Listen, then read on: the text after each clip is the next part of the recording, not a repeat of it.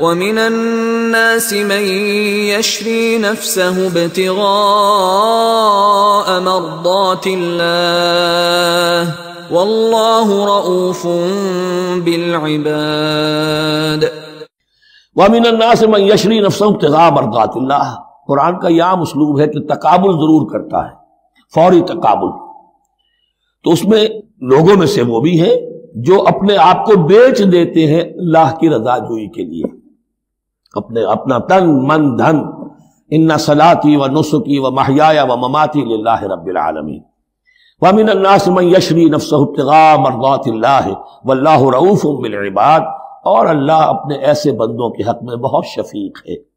ظاہر بات ہے جس نے یہ ارادہ کر لیا ہو، نیت کر لی ہو، کبھی ایسے شخص سے بھی کوئی کوتاہی ہو سکتی ہے، حالات ہو سکتے ہیں عارضی سے، کبھی جذبات میں آ کر کوئی غلط قدم اٹھ گیا، اللہ پہ معاف فرمائے گا، بڑی شفقت کے ساتھ معاف فرمائے گا۔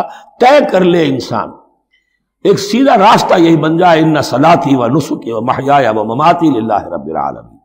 پھر یہ ہے کہ کوئی تیز دوڑے گا، کوئی آہستہ چل سکے گا، مختلف صلاحیتوں کے لوگ ہوتے ہیں، اس میں فرق و تفاوت رہے گا، لیکن جس نے یہ عزم کر لیا ہے اللہ تعالیٰ ان کے حق میں بہت شفیق ہے۔